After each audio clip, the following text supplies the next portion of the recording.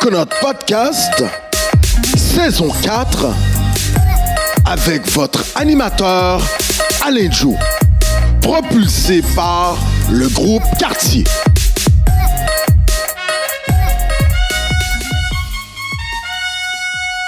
Mesdames, Messieurs, bonjour, Koué. En ce spécial du mois de l'histoire des Noirs, alors nous recevons une invitée de marque, messieurs, dames. Elle a marqué la vie politique, mais également associative de Montréal et on peut dire dans un plus large pan du Québec.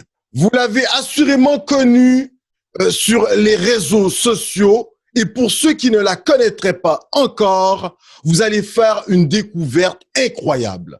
C'est avec une grande joie et comme on dit en créole, avec honneur et respect, que nous recevons une femme du changement, une citoyenne impliquée, mais également femme d'affaires. Aujourd'hui, on la reçoit surtout car elle est la directrice, oui, de la Ligue des Noirs Nouvelle Génération. Alors, messieurs, dames, sans ne plus tarder, accueillons à Coconut Podcast celle qui aime bien faire trembler les colonnes des réseaux sociaux au Québec. Accueillons Anastasia Marcelin. C'est toute une entrée.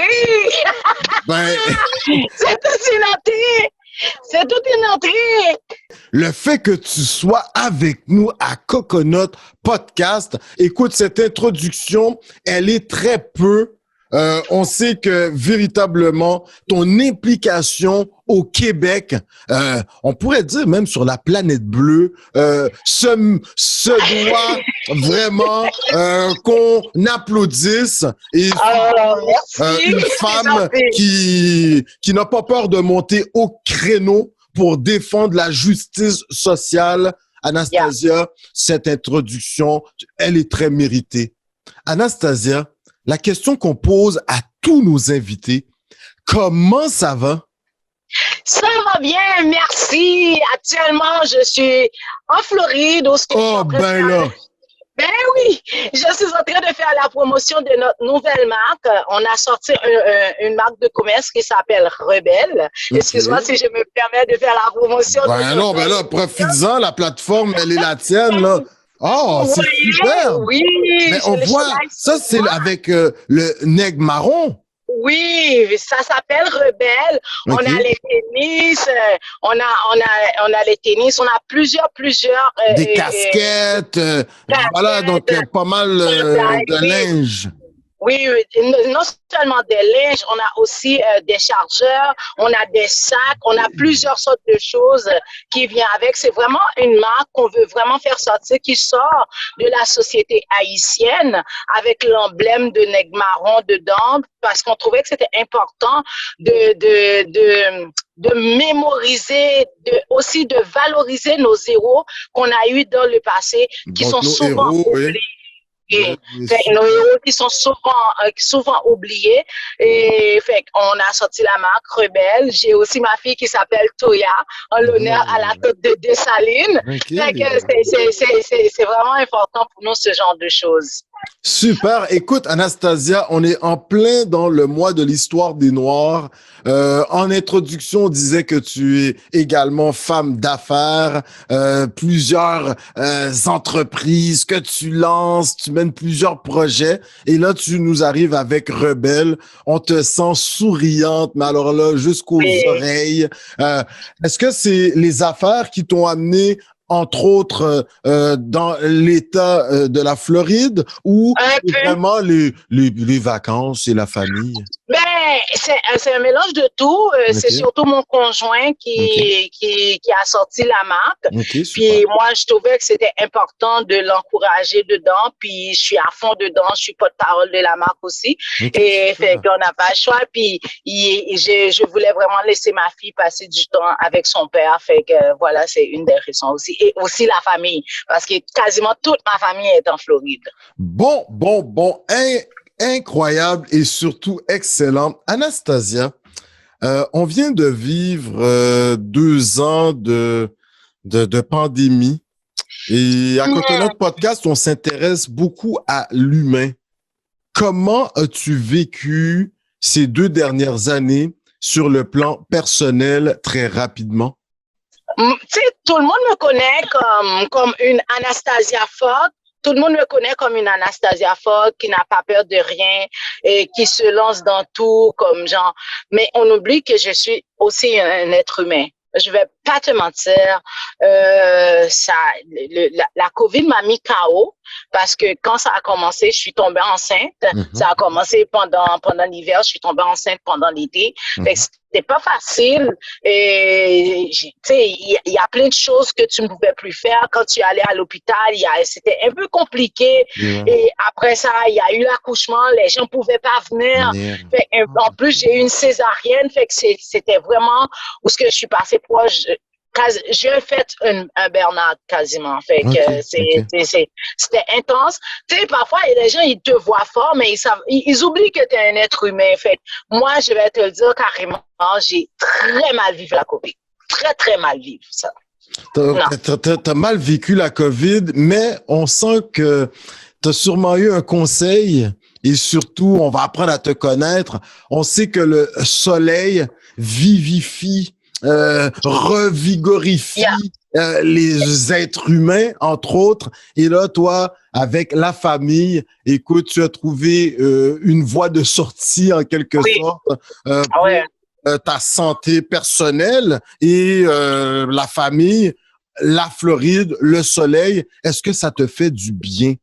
Oh oui, moi, je vais te le dire, c'était important pour moi que ma fille rencontre ses cousins, cousines, comme genre, elle a pu les rencontrer. Puis, tu sais, j'ai pu vivre avec la famille, sortir sans masque, ça c'est important aussi. De ne plus entendre parler de la COVID matin, midi, soir dans mes oreilles, c'était très important pour moi. Je peux te le dire carrément que je suis en train de reprendre force, je suis en train de sortir du trou que j'étais enterrée, carrément. C'était la plus bonne décision que j'ai pu faire ces dernières années. Mais surtout après un accouchement, on sait que dans la communauté noire, entre autres, le support de la famille suite à un accouchement est très important. Imagine avec toutes les restrictions, ta famille n'est pas nécessairement au Québec à ce moment-là. Ta grande famille élargie. Alors, le fait de les retrouver, on est très content de savoir que ça t'a permis de retrouver, comme on dit en bon québécois, un peu de pep, là. Hein? C'est du bon, on aime ça. Anastasia, là, on va apprendre à te connaître. On sait que là, avec la famille, entre deux villes, tu prends le temps avec Coconut Podcast, c'est très apprécié.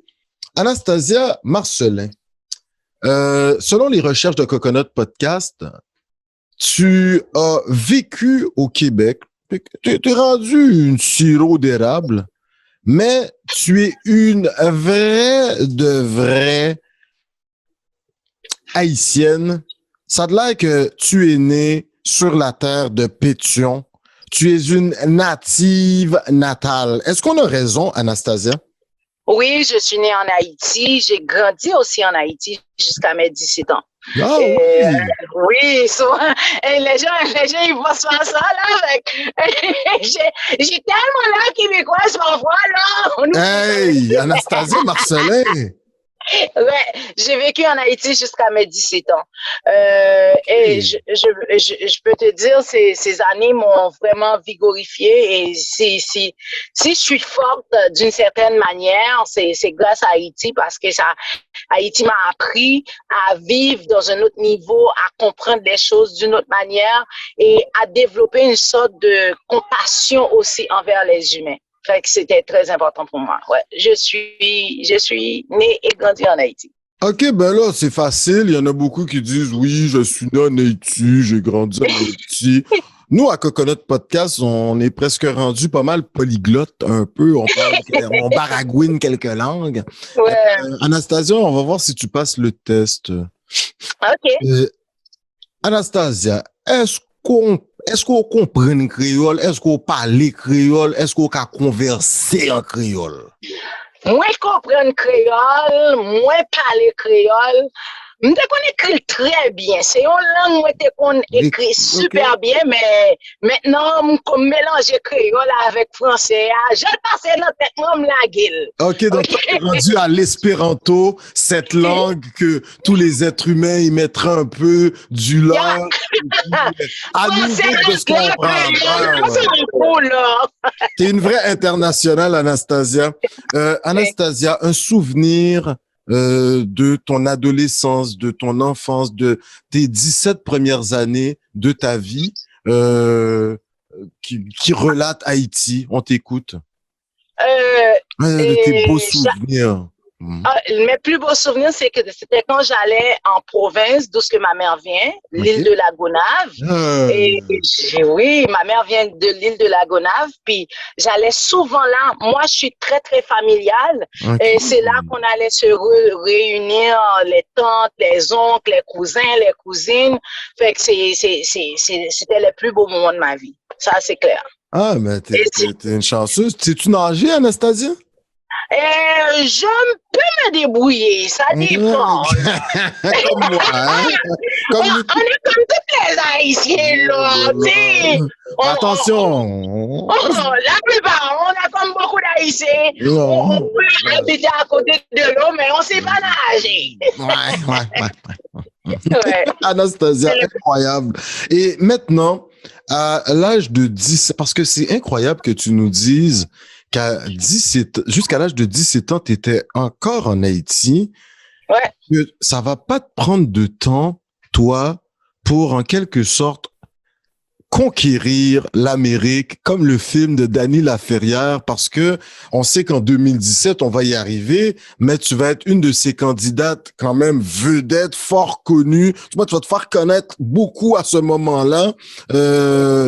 Quand tu étais candidate au municipal en 2017 pour le parti Projet Montréal dans Montréal-Nord. Yeah. Alors, Anastasia, 2017, lorsque tu arrives au Québec,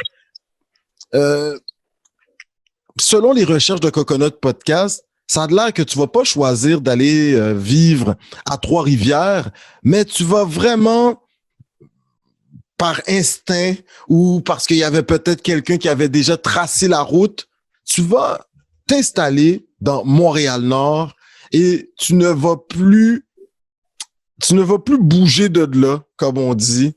Ça va quasiment 20 ans. Ça va être ton fief. Ça va être ton spot.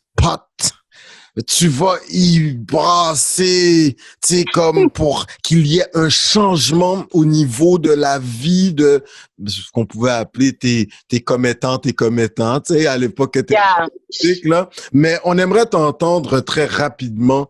Es-tu surprise de ce parcours parce que tu vas arriver ici, tu vas vite te mettre aux études peu de temps après, collège CDI, des études en dentiste. Hey, t'as fait des recherches, toi! Hey, Coconut Podcast, on a une grosse équipe, nous autres, là. Capoté. C'est ça, CDI, ça veut dire que t'as fait des recherches en 6 mouettes, là. En 6 mois. Ben là, on n'en laisse pas passer. Oui, donc quand même, Anastasia, qu'est-ce qui va faire en sorte que tu vas vouloir t'installer au Québec et peu de temps après, comment tu vas t'intégrer dans cette société dans tes premiers mois, tes premières semaines? On aimerait t'entendre là-dessus. Je suis arrivée au Québec en 1999 et je suis arrivée avec mes parents. J'étais la avant-dernière à rentrer parce que mes parents étaient déjà là, mes petits frères étaient déjà là. Fait qu'il restait vraiment moi puis un autre de mes frères.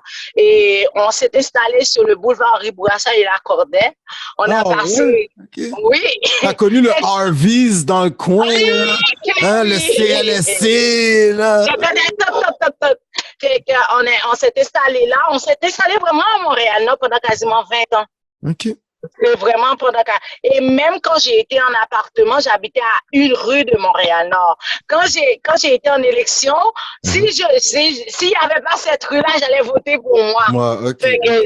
J'ai vraiment habité 1 rue de Montréal-Nord. Et Montréal-Nord, je vais te le dire sincèrement, pourquoi Montréal-Nord m'a marqué, c'est quand on parle de la diversité, c'est le reflet de la diversité Montréal-Nord. Tu trouves de tout. Tu trouves de tout. Tu descends sur le boulevard Gouin, là, au bord de l'eau, tu trouves des millionnaires, des maisons à 1 million, 2 millions. C'est vrai. Tu montes un petit peu plus haut, tu trouves des maisons pleines de coquerelles. Tu sais, tu comprends ce que je veux dire? Tu trouves vraiment de tout à Montréal-Nord. Fait que ça englobe. Puis Montréal-Nord, je l'ai dans le fif, dans le sang. Ça me colle à la peau.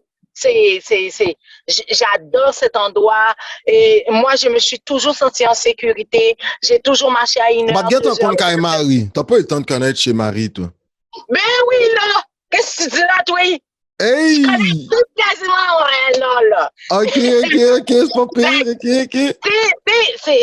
C'est un endroit, je me suis toujours sentie en sécurité. J'entends souvent les gens qui disent, Montréal-Nord n'est pas sécuritaire, il y a des ceci, il y a des cela, Moi, j'ai jamais ressenti ça. Je marche 1 heure, 2 heures, 3 heures du matin sur boulevard Saint-Michel. Tu sais, j'allais à l'église sur boulevard Saint-Michel, je sortais de là, je marchais à Mais ton intégration, elle va se passer comment dans la première année, les 2-3 premiers mois? Est-ce que, parce que de la manière que tu nous parles, dans Montréal-Nord, ton intégration, elle est magnifique. C'est comme si tu es comme un poisson dans l'eau. Mais quand tu sors de Montréal-Nord, comment ça se passe? Ouais. J'ai toujours été bénévole à Montréal-Nord, dans les églises aussi, au sein de la jeunesse. Chez moi, ma mère, c'est comme si ma mère était une maison familiale d'accueil. Mais tu sais, on nous payait pas, mais mes frères amenaient tout le monde chez nous. Et je me rappelle, il y a un qui est rentré chez nous, il avait comme genre 14 ans. Quand il est rentré, il est ressorti à 22 ans. OK. Pas poser de questions, pas jamais demander l'argent pour lui. On l'a juste vu comme ça à la maison. Fait que c'était comme ça. Fait que ça m'a permis de m'intégrer avec les jeunes, de les écouter. J'étais tout le temps à l'écoute. Ils me racontaient leurs affaires. Je les apprenais à danser. Les gars qui savaient pas causer, je leur montrais comment écrire des lettres, comment causer les filles. Hey, je suis un enfant de l'année 80. Hein, tout OK. À l'ancienne. Ancienne, là, avec des lettres, des chansonnettes françaises, là.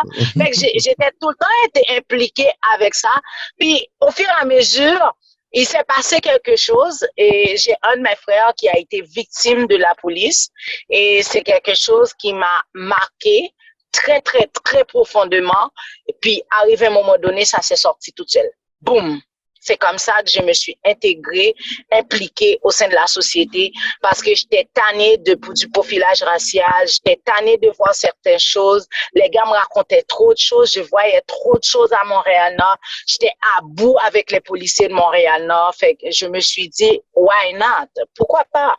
Je vais m'investir et ça a porté fruit. Regarde, j'ai été en élection et ça...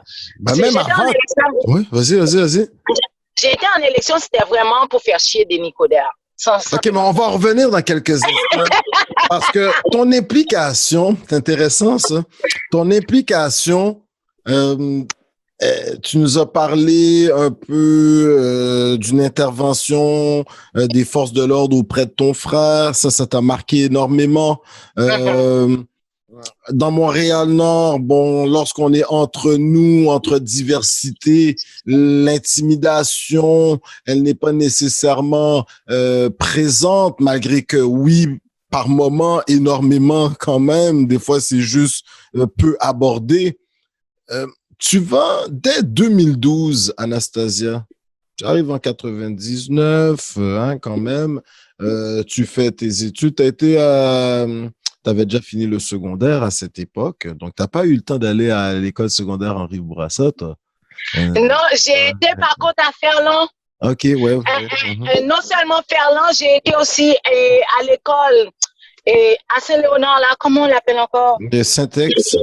J'étais à Saint-Ex aussi. Ouais, voilà, à Saint-Ex, OK. Et là, maintenant, au niveau du cégep, tu fais CDI, c'est bien ça? Oui. Excellent. Et par la suite, Anastasia, ça, c'est un fait marquant. Moi, je trouve que c'est à ce moment que tu es vraiment sur la map. Tu te lances en affaires, élégance, beauté, fierté. Et ça, c'était dans un but, entre autres, de se valoriser soi-même en tant qu'être humain, en tant que femme issue de la diversité des communautés culturelles, mais tu avais également cette mission dès 2012. C'est ça qui est intéressant. De lutte contre l'intimidation avec élégance, beauté, fierté. J'aimerais que tu nous en parles très rapidement. Parce que avant 2010, je me dépigmentais la peau. Oh. Oui, je me dépigmentais. Les crèmes ultra claires. Oui, c'est pour ça que je parle beaucoup. Ouais, je parle beaucoup du colorisme. Il y a beaucoup de personnes qui vont dire, mais non, je m'en souviens pas, mais je le faisais. Et puis, à partir de 2010, première chose que j'ai faite, j'ai rasé mes cheveux. J'ai enlevé toute la permanente. J'ai réembrassé mon identité. Et en janvier 2012, je pensais, j'ai dit, mais il faut que je fasse quelque chose dans ma vie. Je me sentais inutile dans la société, et malgré que j'étais impliquée à l'église, mais il me manquait quelque chose. Je devais faire quelque chose. Et puis là, première semaine du mois de janvier, et j'ai pleuré, j'étais assise devant mon ordi, j'ai dit, mais qu'est-ce que je dois faire?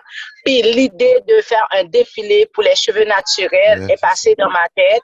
J'ai appelé d'autres filles. T'es les premières à Montréal à avoir organisé dans ces époques-là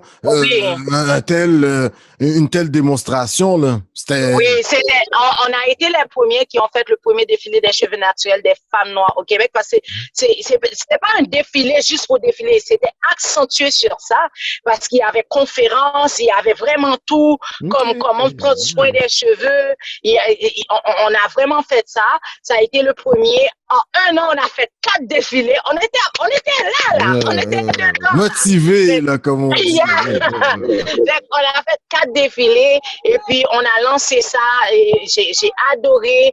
Après ça, on a continué. En 2015, je suis descendue en Haïti pour aller faire le premier défilé des cheveux noirs, des femmes noires en Haïti. Les gens, ils vont dire, mais là, à Haïti, c'est des gens noirs. Mais c'était important de le mentionner que c'était des cheveux des femmes noires. Donc, cheveux crépus, oui, voilà. Même si le terme crépus, c'est pas approprié, mais on va l'utiliser vu que c'est commun. Tu comprends ce que je veux dire? Mais c'était vraiment important pour nous de mettre en valeur les cheveux des femmes noires. Je me suis lancée en affaires. Moi, j'aimais ça. Mais t'aimais ça tellement que, tu sais, en 2012, c'est très peu commun de voir des femmes se lancer, partir en affaires dans les communautés noires. Et toi, écoute, ça, c'était un exemple de ce moment-là.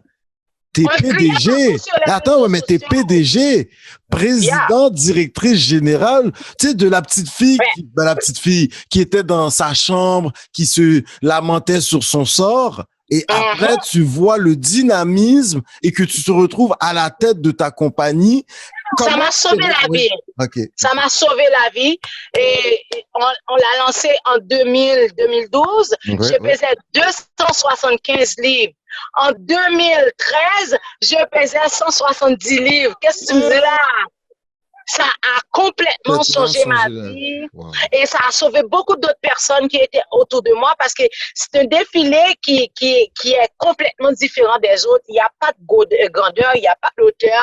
Au début, c'était vraiment accentué sur les femmes noires. Au début, c'était vraiment pour les femmes noires. C'était pour des familles. Tu voyais des mères défiler avec les enfants.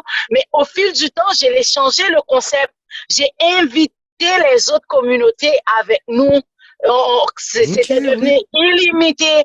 Et en 2020,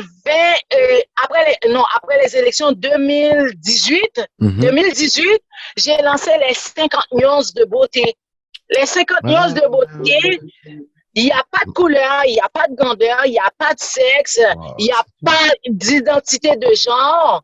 Ça, c'est important de le mentionner. Bien sûr. Il n'y a pas d'identité de genre. Et c'est ouvert au trisomique 21. C'est vraiment ouvert à tout le monde, les 50 nuances de beauté.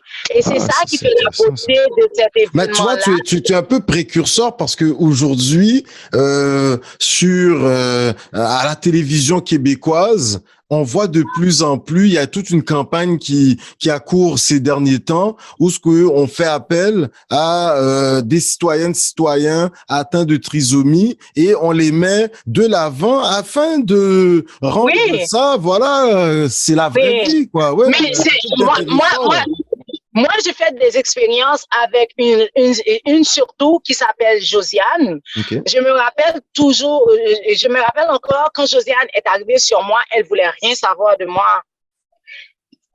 Elle est arrivée là, elle aime se coiffer, elle aime se maquiller, mais elle est arrivée là, elle voulait rien savoir. Josiane, maintenant, quand Josiane me voit, elle saute sur moi et j'ai reçu tellement d'amour de la part de Wow. Josiane. Tout ce que j'ai fait, elle le fait aussi, elle marche aussi. Quand Josiane est là, je suis obligée de défiler parce qu'elle suit tout ce que je suis en train de faire, puis elle en rajoute. C'est extraordinaire de travailler avec des trisomiques 21. Les gens qui jugent les personnes différentes, ils savent pas qu'est-ce qu'ils ratent. Une des choses que ces gens-là te donnent, c'est de l'amour illimité. Illimité, comme OK. je te le dis là. Leur amour, ils te le donnent pas parce qu'ils attendent quelque chose en retour. Retour. Ils te donnent de l'amour parce que ils doivent te le donner. Fait que ça, c'est extraordinaire. Moi, chaque personne que je vois qui met les trisomiques ou bien les gens différents, Verra? c'est pas juste les Bien trisomiques, sûr. les gens différents Différent. d'eux autres.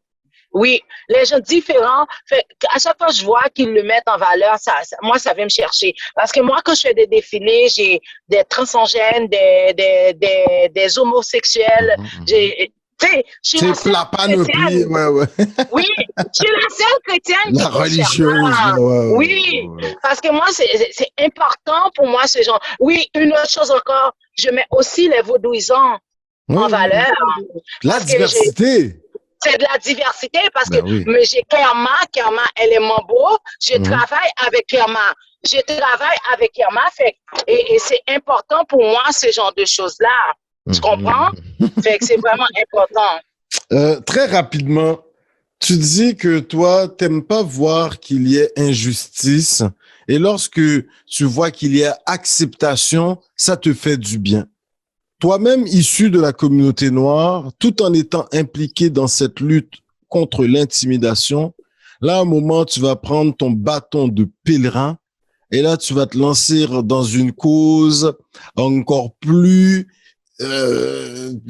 ça va éclater en 2020, mais toi, et même avant, mais toi, dès 2000, je te dirais 16, tu vas On m'a avec des collègues, vous allez proposer aux citoyennes et citoyens, les plus jeunes, les moins jeunes, pour tous, la Ligue des Noirs Nouvelle Génération.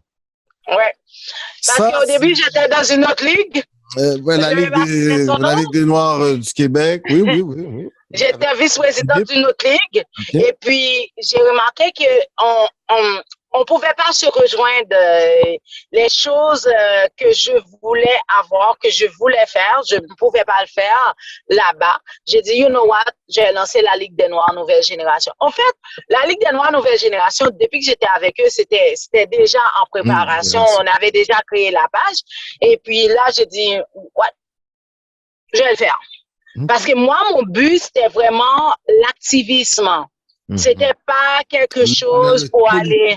Ouais, c'était pas le politique, la politique derrière. Ouais, ouais, ouais, ouais. C'est ça, c'était vraiment de l'activisme, de me battre pour la cause, de faire des manifestations, de faire entendre nos voix quand il y avait quelque chose qui n'allait pas, d'aller à la mairie, de foutre, excuse-moi le mot, Le de foutre terme, ouais, vraiment le bordel, comme pour crier, pour qu'on nous entende, parce que j'étais tannée de voir à chaque fois qu'il y a un gars de la communauté qui a un auto et que la police l'arrêtait. J'étais tannée de voir autant de profilage racial autour de moi. Et j'ai un Sébastien, des jeunes qui ont grandi avec moi, mais j'ai un Sébastien spécifiquement. Lui, c'est spécifique après mon frère. Un jour, Sébastien est arrivé sur moi. Il m'a dit, ça c'est vers le début 2000, en tout cas, je pense que c'est 2019, 2020 qu'il me l'a dit. 2018, 2019. Sébastien est arrivé, il m'a dit, Anastasia, je suis tannée de la police. c'est comme si il me guette, il me donne des petits surnoms, il me traite de chien, il me C'est ce traite qu'on comme appelle si le profilage racial, le c'est profilage, ça, entre autres. Parce que c'est ça, il y a d'autres communautés également qui c'est ça. sont victimes de profilage économique ou autre. C'est ça, c'est ça. Fait que là, quand Sébastien m'a expliqué ça, j'ai fait des flashbacks sur l'histoire de mon frère, parce que c'est une histoire qui a été très loin, que j'aurais pu perdre mon frère à cause de la police de Montréal-Nord. Fait que ça m'a juste pompé. Et puis j'ai dit, you know what, je vais aller encore plus.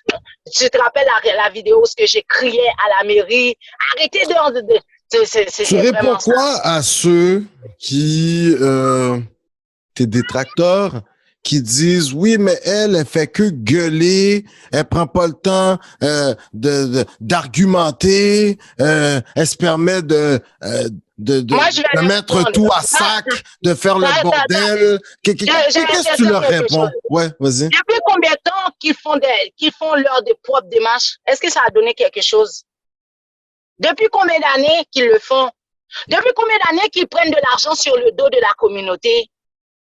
Depuis combien d'années qu'ils font semblant? Ça, tu parles des autres groupes qui peu importe de ceux qui parlent. Et, OK? Moi, je suis arrivée, j'en avais rien à foutre. J'avais rien à défendre que la cause. C'est ça qui m'intéressait. Il y a chaque personne à sa manière d'agir. Moi, ce jour-là, si j'avais pas crié, ils allaient jamais accepter qu'il y avait du profilage racial. Ça, je te le dis, je te le garantis à 150%. Ils allaient jamais changer cette loi-là. Fait que quand j'ai fini de gueuler, ils l'ont changé.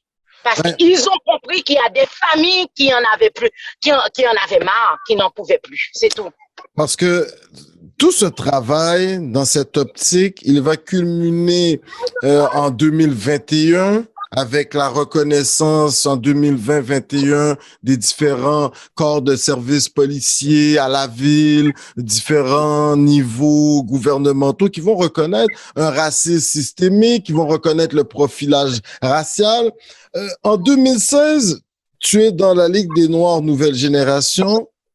En 2017, tu continues à t'impliquer, entre autres, le mouvement des jeunes immigrants du Québec. On va en parler dans quelques instants. Mais Anastasia, tu vas rencontrer quelqu'un qui va être quand même un frère d'armes dans cette lutte pour une justice sociale, pour qu'il n'y ait plus profilage racial à la ville de Montréal, entre autres. Balarama Holness, tu vas être candidate avec Balarama à Montréal-Nord. Quand même, on doit reconnaître, c'est une période où ce que vous avez milité oui. avec Casimir, Mérazil, Léonard. C'était quand même... Hein?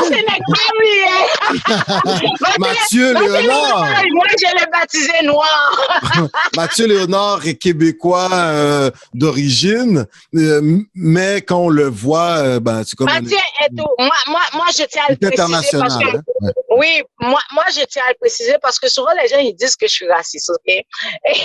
Ils disent souvent que je suis anti-blanc, c'est pas vrai.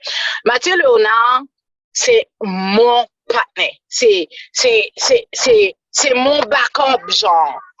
Moi, j'ai mes raisons de préciser parce que Mathieu Léonard, il n'y a rien que je fais que j'ai besoin de lui qu'il ne soit pas en arrière de moi. J'ai mon groupe, j'ai Sacha, on est toujours restés collés. J'ai Reginald et on est toujours restés collés. Il y a Mathieu Léonard. Fait que ces gens-là, dès que tu vas voir que je vais faire quelque chose qui va frapper fort, ils sont toujours là. Ce sont mes colonnes. Moi, c'est des hommes qui sont mes colonnes. C'est pas pour rien que je me bats pour des hommes, OK? C'est pas pour rien. Ce sont mes colonnes. Anastasia, donc toi, tu vas vraiment, dans ce travail, tu vas rencontrer des frères d'armes, des sœurs d'armes, des gens, vous allez vraiment militer ensemble. Surtout Fao aussi. Il y a Fao. Fao, oui. Fao qui est à OFC, comme Fao aussi, c'est avec lui que c'est lui qui est mon bras droit dans la Ligue des Noirs Nouvelle Génération. Fait que quand lui, il est l'anglophone, moi je suis francophone, fait qu'on travaille Full circle. Oui, Ouais, ok, oui, oui, Ouais. oui, Oh, tu super. savais pas, hein? Ah, ok, super. Donc, comme je le disais, tu viens rencontrer énormément de gens et en 2017, c'est vraiment là que tu vas te faire connaître. Écoute, candidate pour Projet Montréal, une Yeah. femme issue de la diversité. Il y en avait pas beaucoup nécessairement. Chevet Crépus qui était sur la campagne. Parce Mhm. qu'il faut le préciser, souvent les femmes noires, quand on va en élection, on met la permanente, ou bien on met des perruques, ou bien moi, je voulais vraiment avoir mon afro sur la campagne, pancarte, et ça, le projet Montréal l'avait approuvé, ça, je peux leur donner ça. Ils l'avaient approuvé, Ben là, j'avais quand mon même. bout d'afro sur ma tête. C'est important pour moi d'avoir cette afro, c'était important pour moi d'être moi-même parce que je me rappelle tout au long de la campagne, ils me laissaient être moi-même. Au début, ils voulaient que je change. J'ai dit, hey, vous savez quoi? Moi, je suis pas venu pour niaiser. Je suis venu pour confronter Denis Coderre.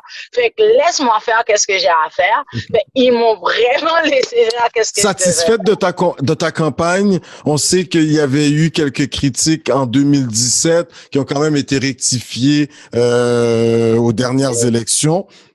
Ouais. Est-ce que tu es ou est-ce qu'il n'y avait pas eu un support suffisant du Parti Centre? Toi, c'est à ce moment que le Québec, que Montréal, la communauté haïtienne apprend véritablement à te connaître. Tu as un franc-parler, on te voit, tu prends des photos avec la mairesse, Madame Valérie Plante. 5 ans après, es-tu satisfaite de cette campagne que tu as menée et quelle avait été la réaction de ta famille lorsque tu leur avais annoncé que tu te lances en politique? Mais tout le monde pensait que c'était une joke. Les gens pensaient que c'était une joke. Mais moi, j'étais très sérieuse parce que moi, je trouvais que c'était fréquent qu'est-ce qu'on avait fait à C'était impertinent, ouais, c'était impoli, l'ancienne ouais. candidate de projet de Denis Coderre, qui était la femme noire. Et si tu vois, c'est qui, je sais pas si tu sais c'est qui. Euh, Monica Rico. ok. Monica Rico. Monica Rico fait partie d'une des personnes qui a changé ma vie. Les gens, ils savent pas. Je dis souvent aux gens, vous ne connaissez pas mon réseau. Mon réseau, c'est fou. Monica Rico est venue sur moi un jour. Elle m'a dit, Anastasia, je te vois. Je te vois. Et tu vas, je pense que j'allais atteindre la trentaine. Elle m'a dit, tu es devant le train. Si tu laisses partir ce train-là, tu vas jamais le rattraper. Saute dans le train pour que le train ne te laisse pas. Okay. Et c'est cette phrase m'a changé la vie. Ça a fait en sorte que je fonçais, je démontais les portes, je fonçais. Fait que quand j'ai vu qu'on a lancé avec la face de Monica Rico à Montréal-Nord, je l'ai vraiment mal pris. Là, j'ai dit, Coderre, Roger Boudon, ma vie pour vous. Attache ta tuque, m'en viens pour toi. Yeah. C'est vraiment ça. C'est vraiment ça. C'est pour ça que je me suis lancée. Oui, il y a eu des critiques. Il y en aura toujours. Ça fait partie de la vie. Et est-ce que je suis satisfaite? 4 ans plus tard, oui, je vais le dire. Pourquoi je vais le dire? Parce que cette année, on a eu tellement de diversité. C'est ce que j'allais te poser. Oui, je suis très satisfaite. Parce que si on l'avait pas fait, les autres n'auraient pas pu faire ce qu'on a fait. Parce qu'on peut dire, premièrement, c'était Kerlande Mibel qui a été la voix, parce que Kerlande a reçu beaucoup de critiques. Kerlande, elle a confronté le lion, et Kerlande Mibel a été la voix. Quand on a vu Kerlande Mibel a été la voix, nous aussi, on a plongé dedans. Fait que Kerlande a ouvert la porte, puis nous, on a brisé les barrières autour. Fait qu'aujourd'hui, est-ce que je suis satisfaite? Je suis hyper satisfaite. Je suis contente de voir qu'il y a beaucoup de diversité. Je suis contente de voir qu'on a une mairesse noire. Fait que je suis vraiment contente de voir ça. On a accompli un travail. Ça a quand même été au recomptage, là. Ça a quand même été au recomptage. Oui. C'était quand même un château fort de Monsieur Lionel Pérez. c'est et ça. de voir que une femme issue de la communauté noire ait réussi à vaincre un des grands piliers de la politique municipale, c'est parce qu'elle a dû travailler, c'est parce qu'elle a travaillé fort, là. Parce que M. Pérez, il est solide, là. Il est solide, là.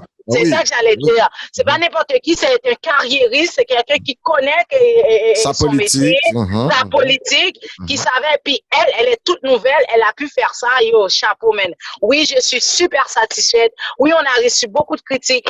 Ah, excuse-moi. Oui, on a reçu beaucoup de critiques. Oui, il y a beaucoup de choses qui s'est passé. Est-ce qu'on aurait dû s'améliorer? Non, on n'aurait pas pu mieux faire parce que grâce à ce qu'on a fait, il y a beaucoup de changements qui ont été faits. Projet Montréal a travaillé beaucoup sur leur campagne cette année. On doit vraiment applaudir Guédrit qui a fait un travail, qui a fait un travail colossal. Et ça, c'est grâce aux erreurs qu'on a dénoncées publiquement. N'aurais-tu pas voulu te présenter de nouveau ou tu n'as pas reçu un appel? On est venu me chercher, j'ai pas voulu. Et on vient me chercher aussi au provincial. OK, ben là, j'arrive vers ça avec toi parce que tu fais cette élection en 2017.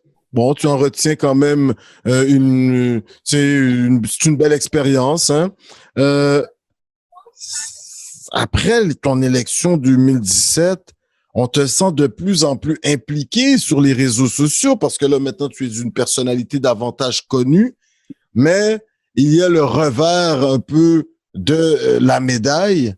Tes prises de position, on a un gouvernement à Québec au niveau provincial, le gouvernement de Monsieur Legault, vous avez Monsieur Jolin Barrette qui est ministre de l'immigration à ce moment, qui a des visées de baisser les seuils d'immigration, hein, on vulgarise hein, pour les gens.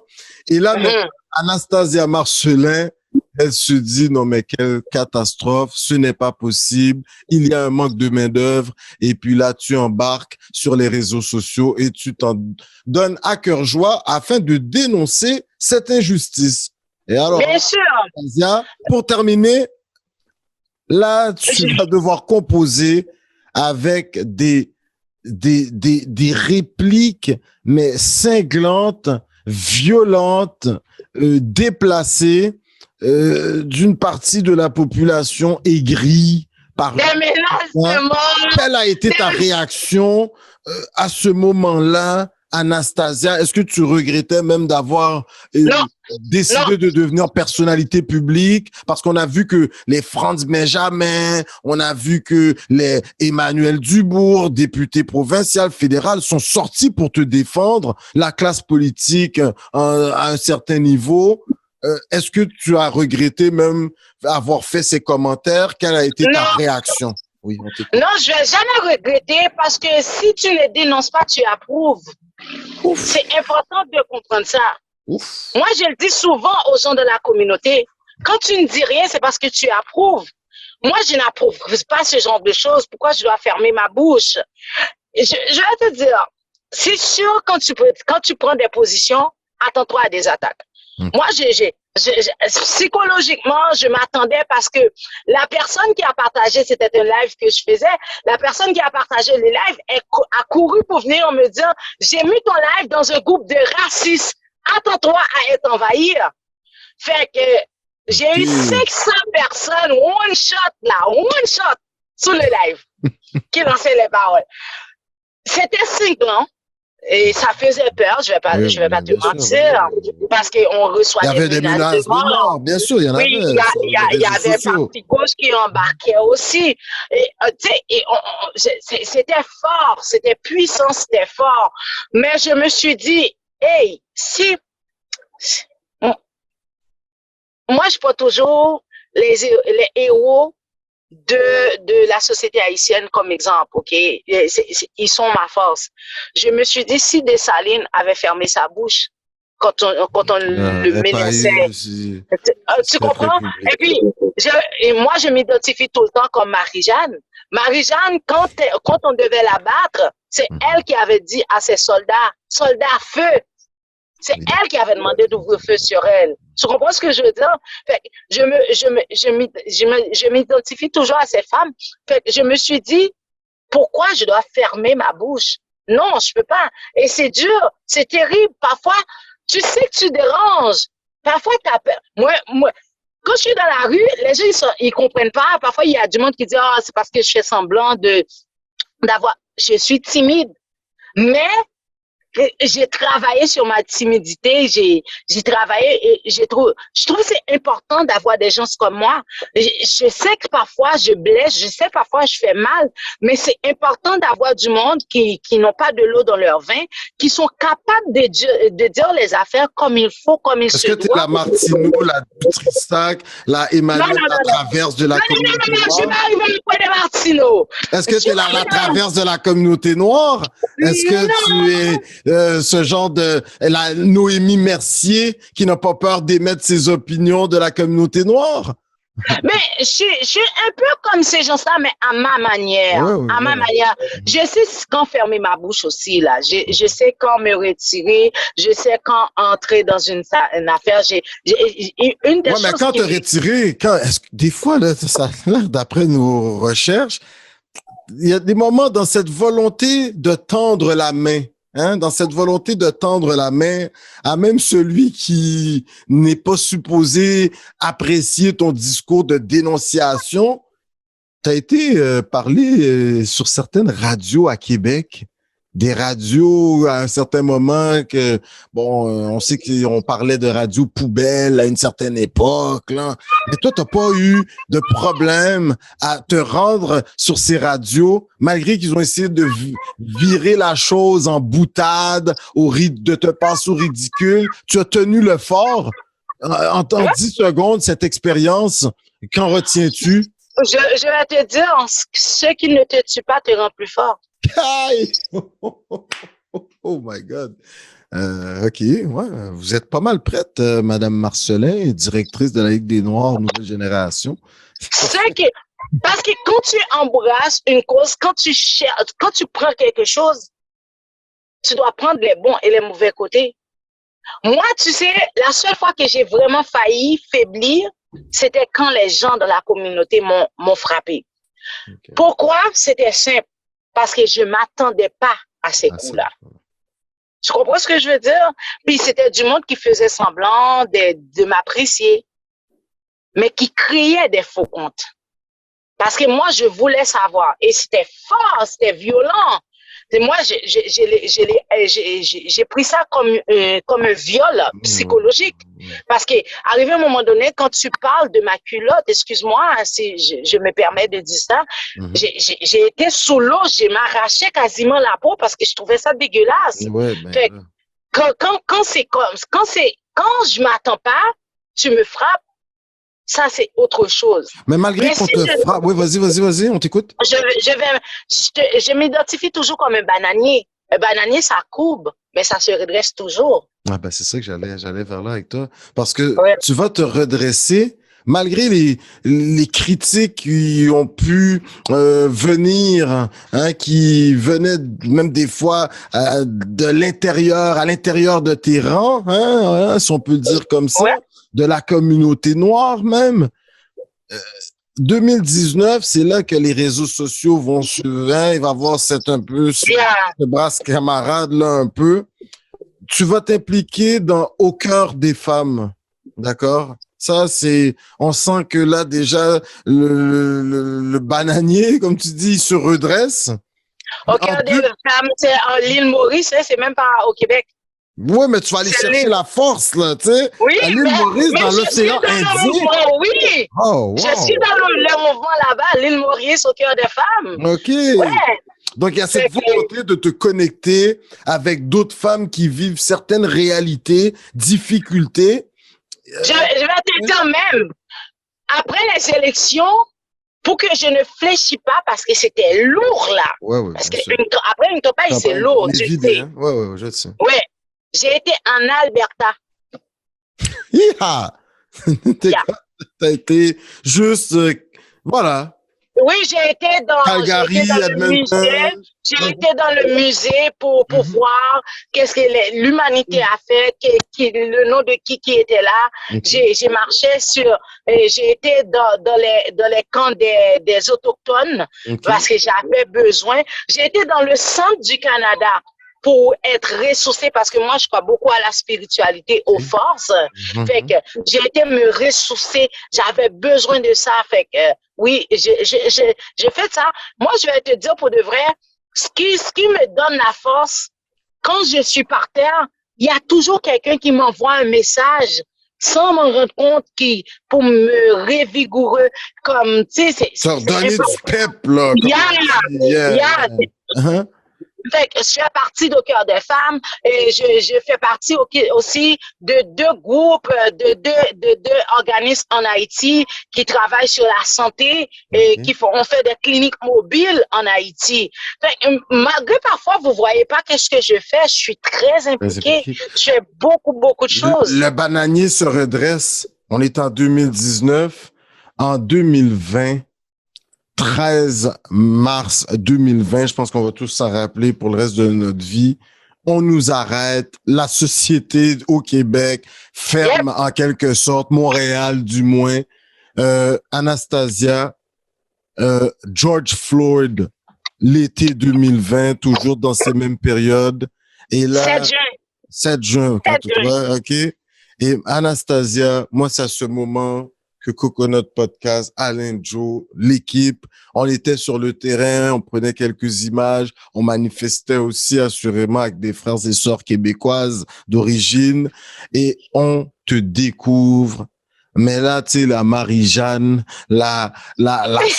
c'est comme, je sais plus, là, tu vois, la vraie, la Rosa Parks, mais en mode Jean-Jacques Dessalines, en mode voilà, quoi, ceux qui faisaient la révolution aux États-Unis, qui ont fait la révolution en Haïti, en France, un peu partout. On découvre Anastasia pieds nus. Solidarité! On est comme, t'étais en quelque sorte vraiment la Amir Kadir. Merci, hein? Ouais, tu sais pas qu'est-ce que tu es en train de faire pour moi, là. Tu es en train de me redonner de la force. C'est fou, hein? Tu es en train de faire un passé et tu es en train de repasser dans mon passé pour me redonner la force, pour me revigorer comme genre, pour reprendre mes droits. Oui, c'est fou. Tu sais, la marche, je me rappelle, là. J'ai jamais cité son nom. Ce soir, je vais lui donner ça et j'aimerais vraiment que vous mettez cette partie pour qu'elle puisse se voir.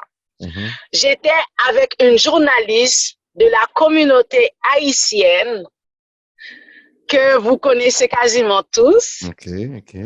Madame François, qui travaille à Radio-Canada, tu sais c'est qui? Oui. On sait, elle était à l'autre chaîne. On va garder ça comme ça, oui. Voilà. J'étais avec elle quand j'ai décidé de faire la marche. Wow. J'étais avec elle. Parce qu'elle, elle a vécu sa discrimination aussi à un certain niveau. Là, oui, on était ensemble et puis elle m'a dit, mais pourquoi tu fais pas cette semaine? J'ai dit non, la semaine prochaine.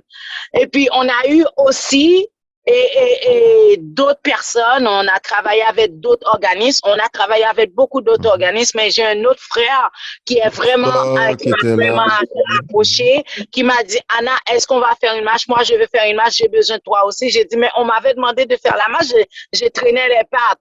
Fait que, on va le faire telle date, on s'est mis d'accord, on l'a fait. Fait que lui aussi, il a fait beaucoup de travail là-dedans. Moi, j'ai fait ma part, lui aussi, il a fait sa part. Puis, on a eu beaucoup d'organismes, on a eu plusieurs organismes, les Arabes, les ah ouais, non, mais c'était le Québec, c'était Montréal, là. C'était ton Montréal que tu aimes, que tu avais connu, ton Montréal-Nord, mais à la grandeur, là. Ça, c'était quelque chose de beau. Anastasia, toi qui défends la cause des Noirs, mais il faut que les gens comprennent que ça ne veut pas dire que tu n'aimes pas les autres nationalités. Non. Le fait d'avoir vu, comme tu dis, une participation venant de toutes les communautés, tu sais, polonais, ukrainiens, tu sais, il faudra aller leur donner, tu sais, tout le monde était là. Ta réaction, Anastasia? Je pense après cette marche, quand je suis rentrée chez nous, j'ai passé au moins 8 heures assis sans bouger. Parce que tes pieds, là, t'avais des ampoules. Non. J'arrivais pas à y croire. Ah, ok. Je ne croyais pas. J'étais comme, j'ai pris les réseaux sociaux, j'étais comme, qu'est-ce qui vient de se passer? Tu sais, de 2019, lorsque tu reçois des bêtises de certains groupes un peu hurluberlus. Ben, oui, ils m'ont boycotté, ils m'ont okay. Mais ça, c'est après. Mais ce jour-là, je suis rentrée chez nous, j'ai dit, qu'est-ce qui s'est passé? Il s'est passé quoi aujourd'hui? Super. C'est cool, ça. Pour de vrai, je ne pourrais jamais remercier le Québec. Ça, c'était le Québec. Je ne pourrais jamais remercier le Québec. Ça, c'est mon Québec. Ça, c'est le Québec que j'ai toujours voulu vivre là-dedans, que j'aime, que j'adore.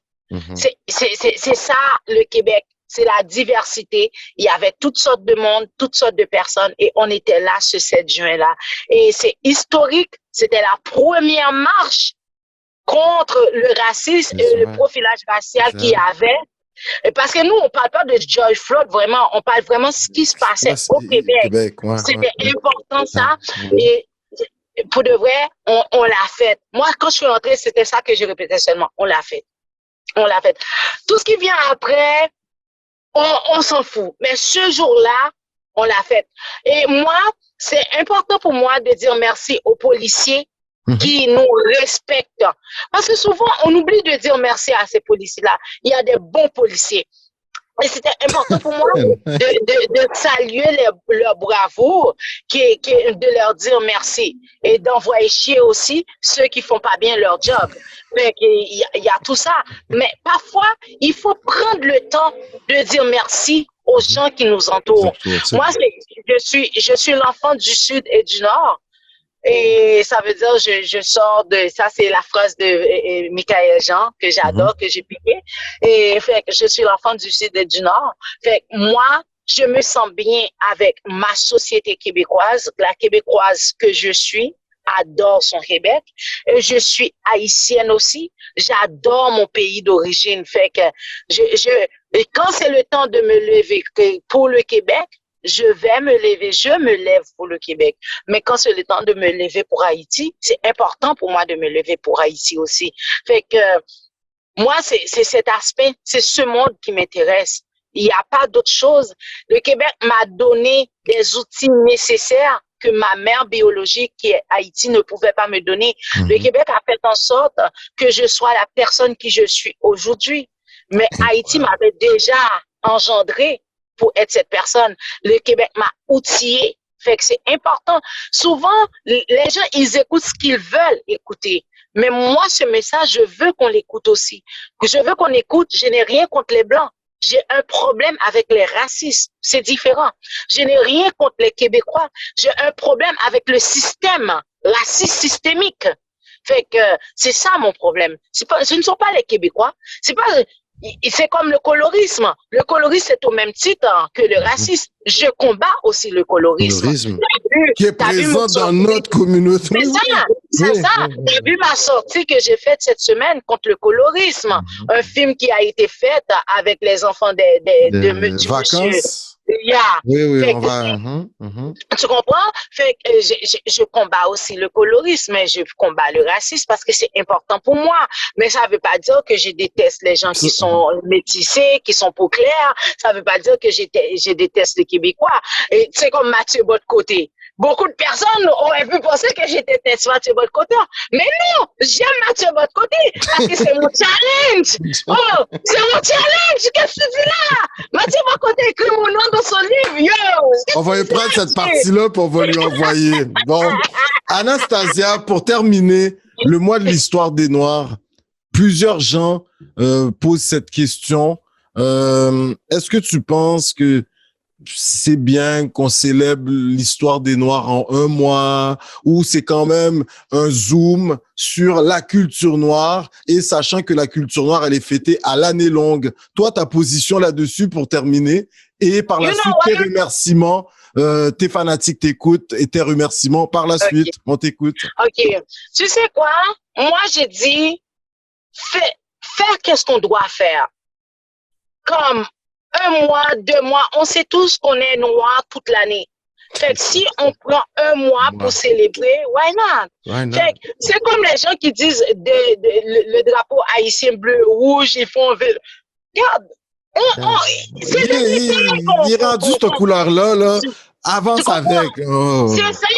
Fait que, tu sais, il y a des choses que je veux pas m'en mêler là-dessus. Le mois de l'histoire des Noirs, moi, c'est un mois qui est très important pour moi parce que c'est le mois que je me suis lancée en affaires. C'est ce mois que j'ai lancé tous mes défilés qui ont fait succès, qu'on a fait la couverture du Devoir, qu'on a fait la couverture de beaucoup de chaînes. Tu comprends ce que je veux dire? Moi, pour moi, le mois de l'histoire des Noirs reste un mois où ce qu'on célèbre. C'est tout, c'est tout. Et je tiens à dire merci premièrement à vous autres, à ton équipe, et merci de m'avoir donné cette opportunité de parler, même si je suis à distance, même si je suis dans un auto. Ouais, t'es au soleil, toi. Je suis en train de faire des signes de temps en temps parce que j'ai 7 enfants à l'intérieur. OK. Ils te regardent, là. Tu sais, c'est important pour moi et de faire parfois ces gros entrevues, pas des petits, je peux pas minimiser qu'est-ce qu'on est en train de faire. Merci beaucoup. Merci à tous ceux qui m'apprécient, qui m'aiment tel que je suis. Je sais que je suis radie. Je sais que parfois, les mots sont plus ensemble. Je suis très, très impolie. Mais en même temps, je reste Anastasia, c'est moi. Beaucoup d'amour à partager avec l'ensemble de la communauté. Voilà. Écoute, Anastasia, toute une entrevue. On vient de vulgariser la personnalité publique qui est la tienne. Par moment, merci. On peut penser que, ouais, elle fait juste monter au créneau, mais comme tous les invités qu'on reçoit des différents courants, au final, on est tous des humains. Alors, voilà. Vraiment, merci beaucoup. Puis à Coconut Podcast, écoute, Coconut Podcast, on s'est permis de faire le tour du Québec. Et puis, en langue Innu, on a été à la rencontre de nos frères et sœurs des Premières Nations. Et en langue Innu, ils nous disent « Chinash Kumitin ». Chinash Kumitin. On s'est rendu vers l'Abitibi, où ce que la mairesse Plante, d'où elle vient, elle est née là-bas. On nous dit, les Algonquins nous disent « Miigwech ». Par la suite, les Abénakis, oui, dans le coin de Odanak, Victoriaville, Drummondville, ils nous disent « Oh, Léone ». Moi, je vais te le dire, merci beaucoup. Au contraire, c'est même pas une entrevue que tu viens de faire, tu viens de faire une thérapie avec moi. Merci de m'avoir révigouré, merci de m'avoir donné cette opportunité de faire un flashback sur mon passé, de voir d'où ce que je sors, d'où ce que je suis arrivée. Merci où est-ce que tu t'en vas? C'est ça, merci énormément. Dans les années à venir, je vais travailler encore plus sur ma marque, sur la marque avec mon conjoint. On a des choses qui s'en viennent. Ma fille, oui, rebelle. Ma fille a aussi son branche de la compagnie, des choses qui vont sortir pour elle aussi. Merci beaucoup. Merci d'être qui tu es. Merci d'être quelqu'un d'extraordinaire. Et merci à ton collègue. Merci. Écoute, comme on le dit si bien, à Montréal, nos frères et sœurs des Premières Nations nous disent « Nyawen ».